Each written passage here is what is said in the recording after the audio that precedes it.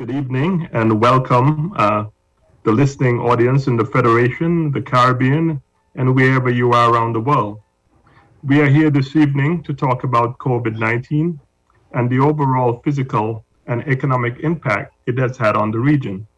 Our purpose is to inform, educate, and have a serious dialogue on responsibility and accountability.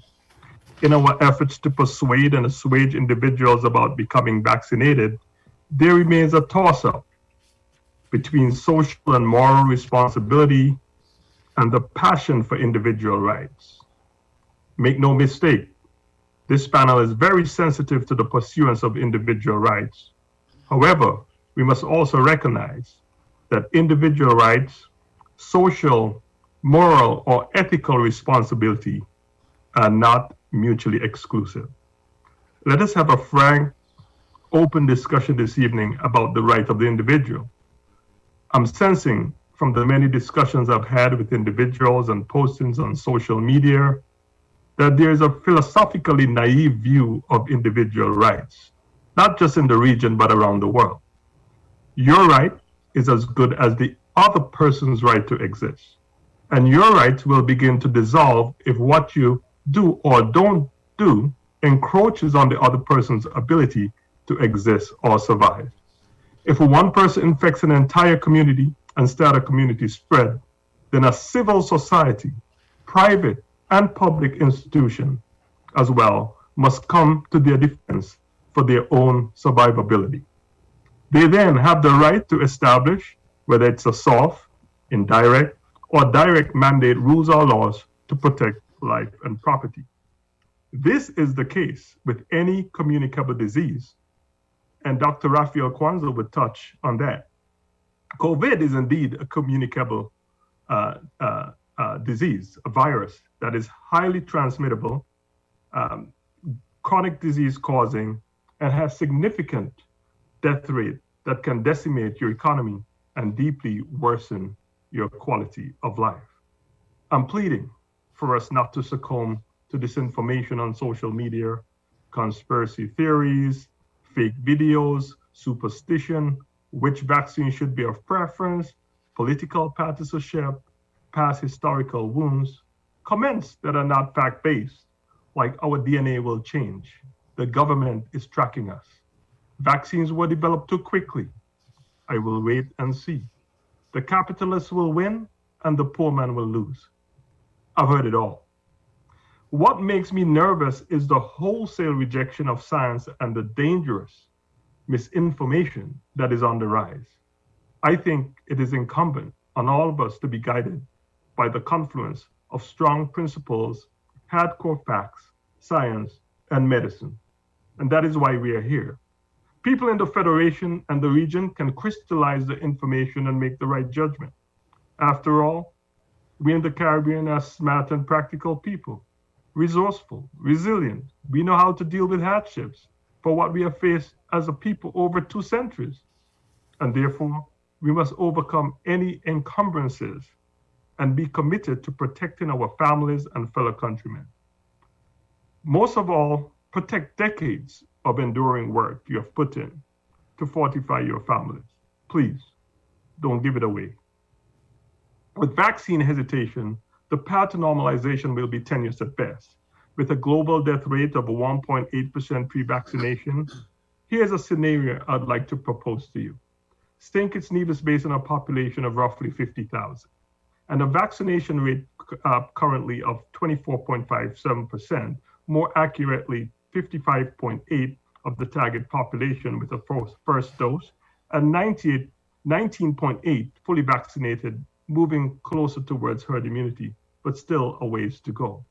If we were to open the Federation with lax social distancing, ending quarantine as you know it, contact tracing, and end work from home, back to school full-time, and begin business as usual, we are looking at a COVID infection rate of 10 to 15% of the unvaccinated population, and an estimated death toll of 200 to 400 people in 1 year.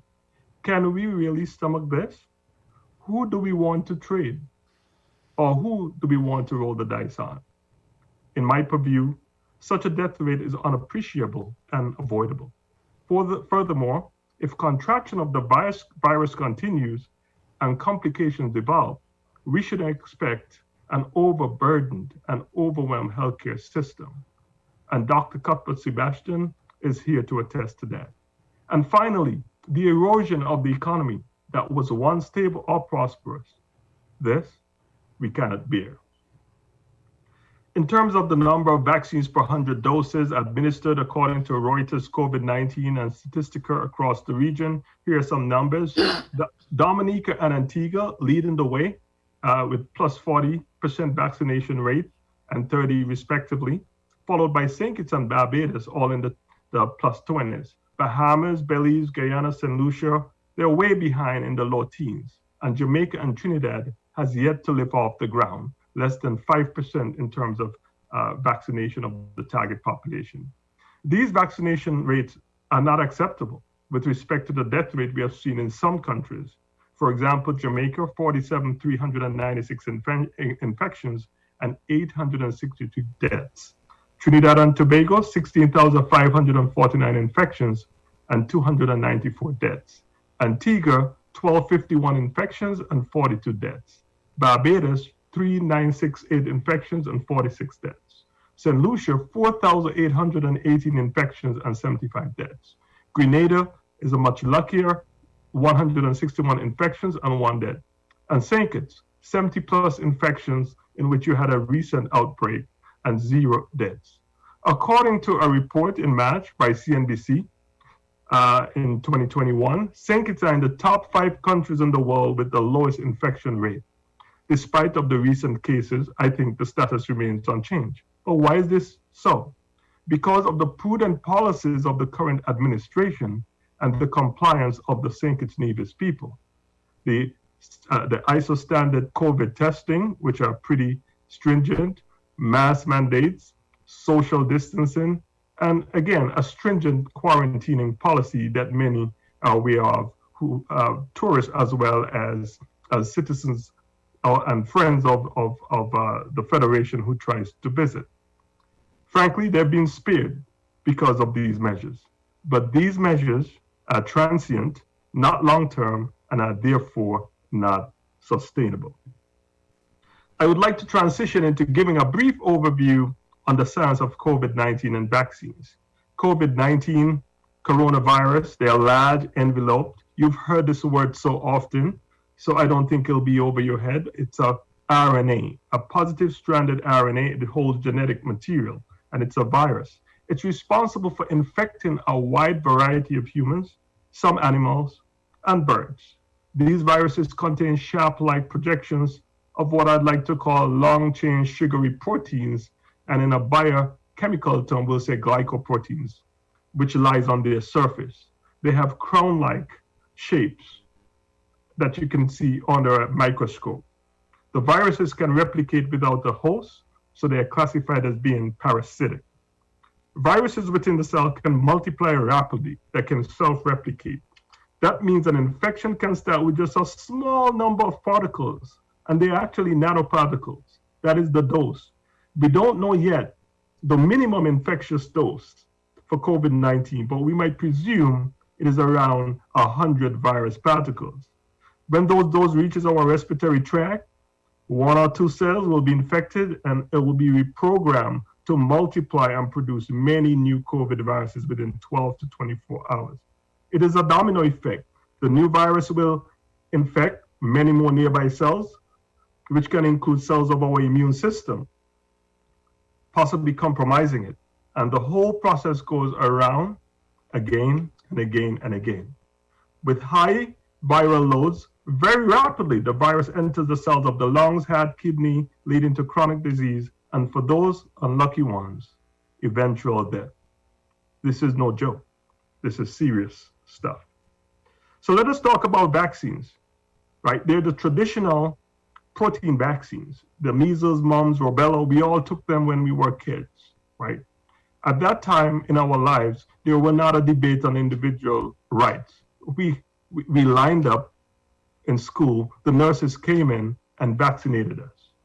So these type of traditional protein vaccines expose the body to proteins made by virus or bacteria and are made by using a weakened or inactive version of the virus or bacteria, typically grown in eggs or cells. It is expensive and takes years to develop.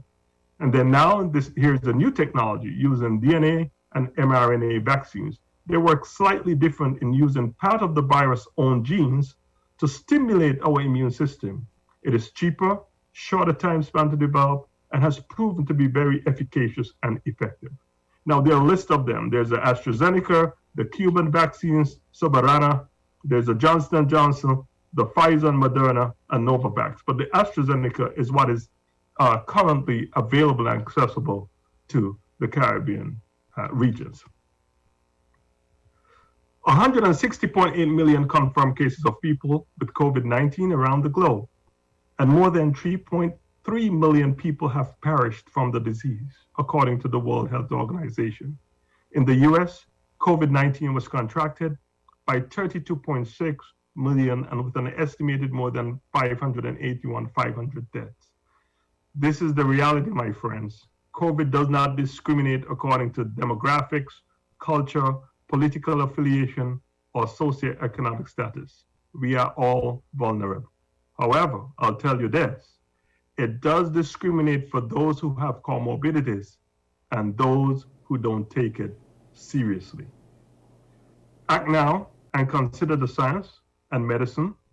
You are about to hear from the other panelists, and they would enhance by what they would deliver your ability to think about being truly free. A lot of work have been put into vaccine development around the world. Storage methods, shelf life understanding, delivery methods, efficacy and effectiveness. Do not abdicate your responsibility to keep your country safe and healthy. Vaccinate. Although I'm serving here as the opening batsman, as we would say in the lovely game of cricket, the medical experts will now take over and enlighten you on all the significant and pertinent information you need to know about COVID-19 and the impact it has on the region.